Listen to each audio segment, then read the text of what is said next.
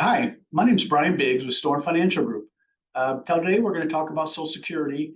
And as you recall from the previous episodes, we've already talked about general Social Security rules, and we've talked about filing for singles. And today we're going to talk about filing for couples and some of the considerations that are unique to couples filings.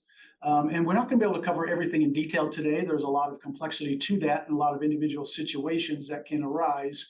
So if something in the video, if you have questions about your own filing, please do not hesitate to give us a call at Storm Financial Group, and we will set up a time and we can meet and go over your situation farther. Okay, in this episode, we're going to talk about some of the issues unique to couples. That would be filing for a spousal benefit.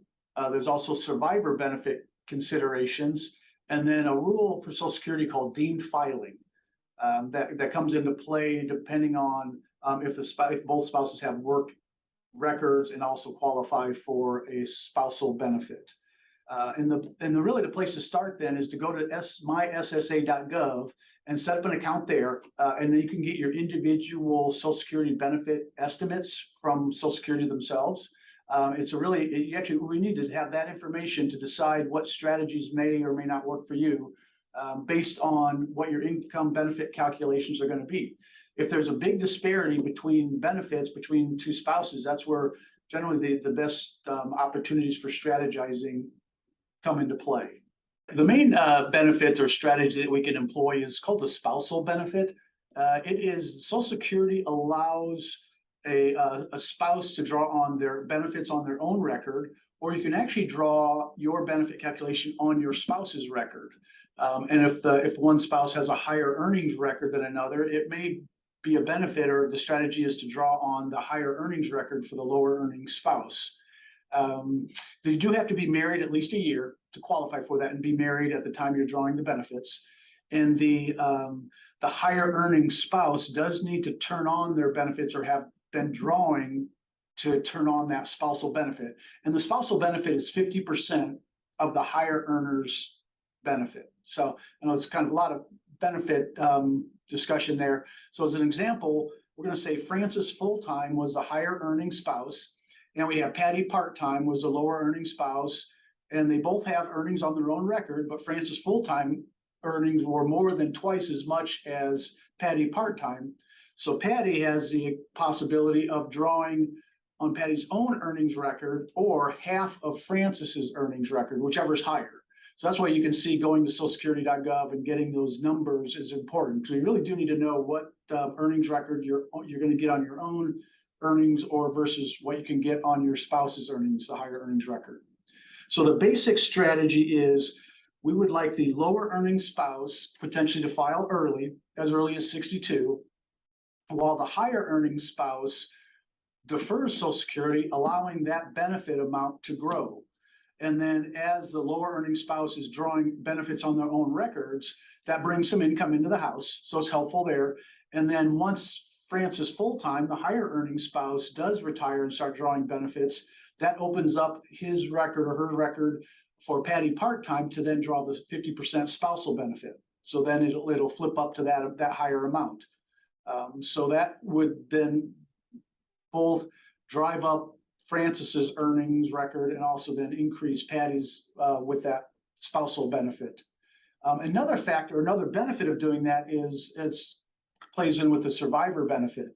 So for Social Security and a couple, when one person passes away, the surviving spouse is going to keep the higher of the two benefits.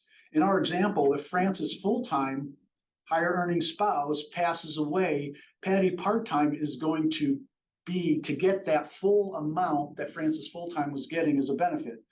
And that can then jump up. And as we actually encourage Patty or Francis full-time to defer, that means that survivor benefit for Patty part-time is going to be a higher amount than if Francis had taken benefits earlier. So there's lifetime benefits to drawing, pushing that claiming for Francis right away, and there's benefits for the survivor for Patty as well. And that's a consideration, especially if Patty part-time is quite a bit younger than Francis full-time. You're going to get a longer, higher survivor benefit for that surviving spouse. So a big and important consideration in the coordination of benefits filing is what IRS calls deemed filing. So if a taxpayer, we'll say in our example here, Patty part-time, has her own record to draw from, and then she also is eligible to draw a spousal benefit. If she is eligible for both those benefits at the same time, so Frances has started drawing benefits early, she could get potentially a spousal benefit there, and then she has her own record. Social Security is going to look at both those two options and make her take the higher of the two benefits. So she cannot elect to take the lower benefit on her own record and let the spousal benefit grow. Social Security is going to say you're deemed to take the higher of the two benefits that you're entitled to. So that's another reason why Frances full-time needs to not take benefits while to allow Patty part-time to claim benefits on her own earnings record. And then that again plays in a strategy of then let Frances's record increase or let benefits increase over time while Patty draws on her own record and then flips to the spousal benefit once Frances full-time does start drawing benefits.